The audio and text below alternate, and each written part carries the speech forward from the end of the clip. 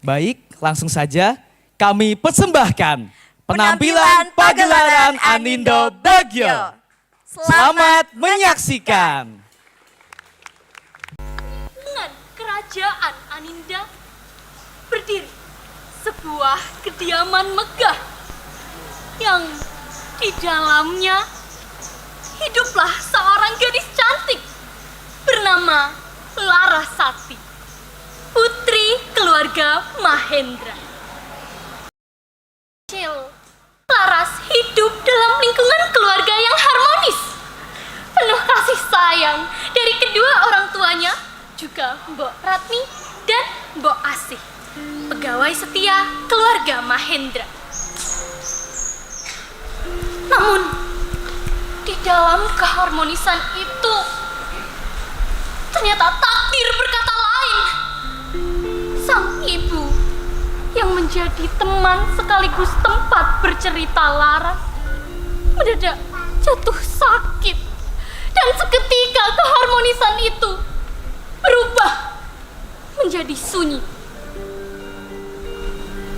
Beberapa bulan berlalu, sang ayah Jatmoko ternyata terlalu sibuk sehingga jarang untuk pulang ke rumah.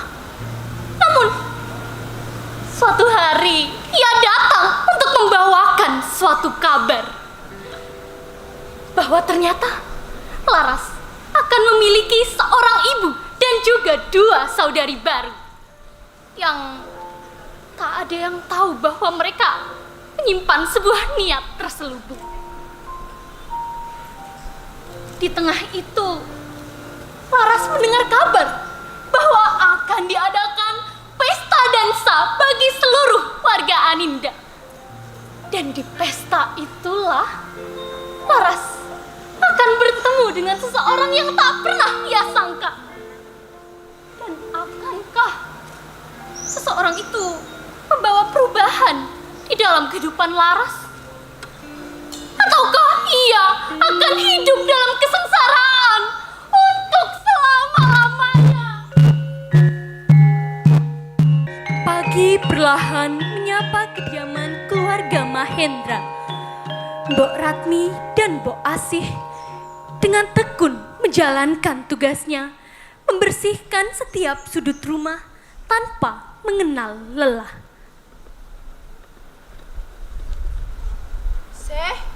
Nggih, semenjak Nyonya sakit, aku kasihan sama Laras. Nggih, aku juga kasihan karo Ndok Laras. Sekarang Ndok Laras sudah jarang tersenyum. Dongake wae ya, Seh, supaya Nyonya cepat sembuh. Amin.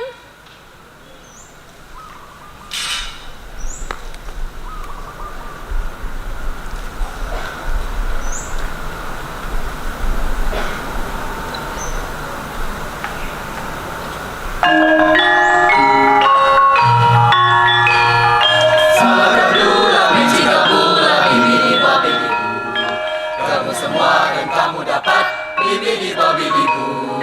Salakadula mecikabula bibidi bobidibu. Itulah sihir kalau percaya bibidi bobidibu. Salakadula la mecikabula ru. Namun yang mengerjakan semua bibidi bobidibu. Salakadula mecikabula bibidi bobidibu. Kamu semua dan kamu dapat bibidi bobidibu. Bibidi bobidibu. Bibidi bobidibu. Terima kasih ya Ndok Laras sudah membantu kami. Nggih, Mbok. Ayo, Mas.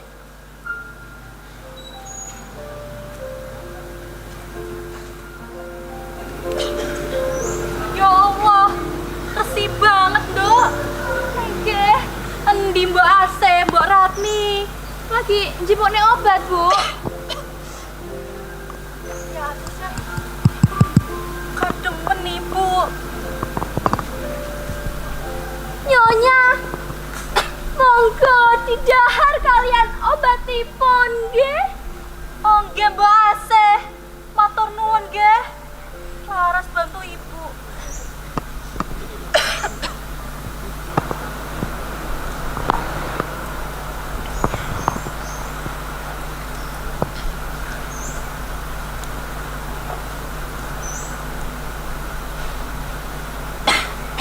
Ya, bener kata Asih. Rutin minum obat supaya biar cepet sembuh. Kasian Laras. Nggih, Bu. Cepet sembuh nggih. Laras kangen. Iya, dongake ya. Dok Laras. Ibu meh njaluk tulung ro kowe, Nduk. Nggih, Bu. Kowe kuwi kudu dadi wong sing apik marang sapa wae, Nduk. Nek wong kuwi jahat karo kowe, kowe kudu tetep dadi wong sing apik yo. Di masa mendatang, kamu bakal ngerasain sendiri, Nduk. Nek kelakuanmu api, berkata yo pasti api. Amin, amin, Bu. Rungokne Ibu nggih. Manut ro Bapak, Bu Asih, lan Bu Ratmi yo, Nduk. Ibu tuh nggak mau kamu kenapa-napa, Laras. Nggih, Bu. Laras pasti bakal nglakoni. Ibu ya bakal ngingetin Laras terus toh. Yo insya Allah yo. Nggih, Bu. Setelah mengatakan hal tersebut, Yuniar memegangi dadanya yang kembali terasa sakit. Ia memuntahkan seteguk darah di sapu tangan miliknya. Mati, darah mimpi gini. Ya Allah. Dan Yuniar perlahan menutup mata untuk selama-lamanya. Ibu ngapa, Mbak? Dok, berat. Nyonya udah nggak ada. Nyonya udah selalu dengan gue. Jangan. Nggak tahu, Mbak. Ibu nggak mungkin tinggalnya Laras, Mbak. Saya sabar, Dok. Anak simpan yang kene.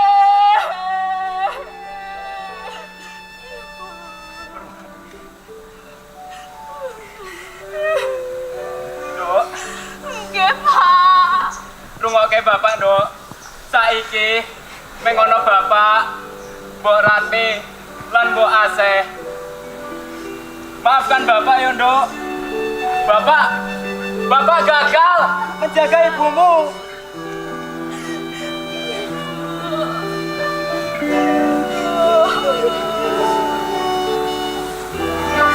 Saya sabar, ya, Dok. Mereka berpelukan, seolah menyalurkan kekuatan masing-masing.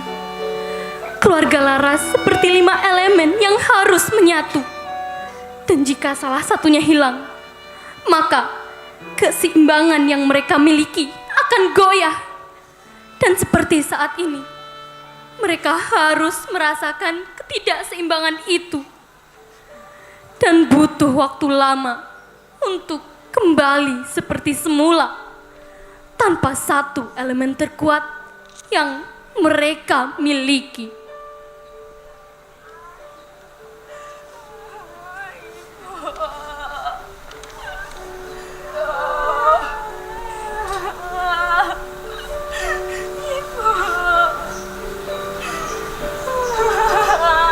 Sabar, Dok. Ibu, Laras minta maaf, Ibu.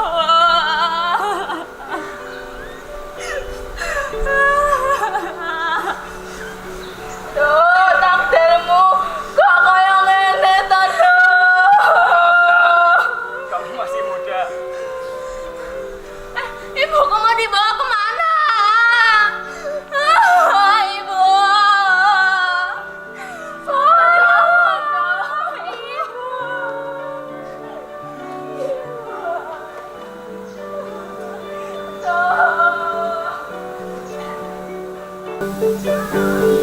Setelah kematian Yuniar, Datmoko pun mulai jarang untuk pulang ke rumah. Ya, terlalu sibuk untuk bekerja.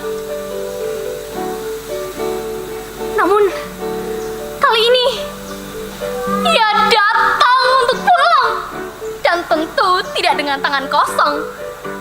Ia datang untuk menyampaikan suatu kabar.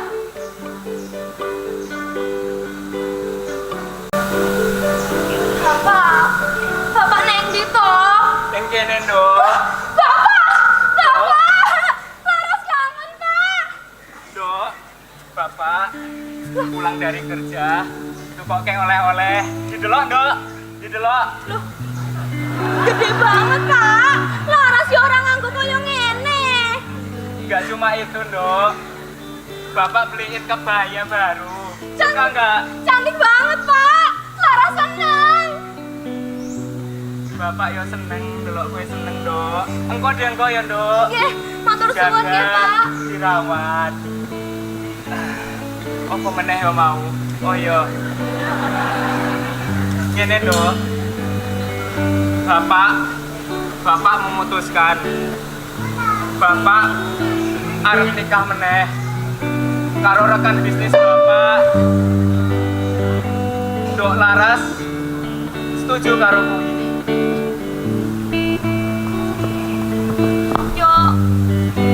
Yo nggak masalah kalau Bapak mau nikah lagi. Tapi tolong kasih Laras waktu buat nerima ya, Pak. Baik, Nduk. Tentu sejak kematian ibumu pasti Nduk setinggal akan Bapak beri waktu. Untuk sekarang yang kuat ya, Nduk. Matur suwun nggih, Pak.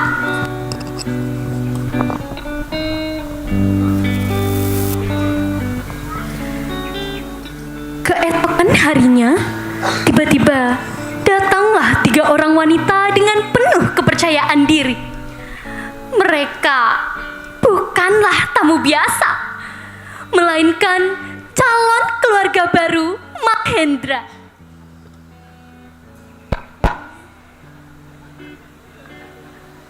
Pak, kuwi sapa? Kenalke, Nduk.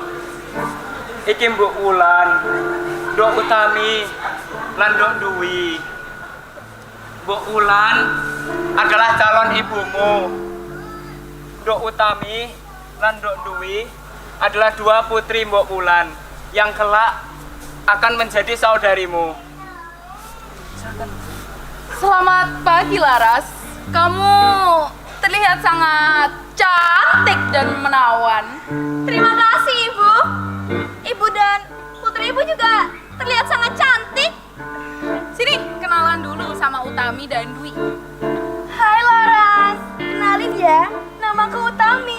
Kamu bisa manggil aku Permaisu. Ups, Mbak Utami aja. Salam kenal, Mbak Utami. Hai, Laras. Perkenalkan, aku Dwi. Tahu? Bisa memanggilku Mbak Dwi saja. Salam kenal, Mbak Dwi.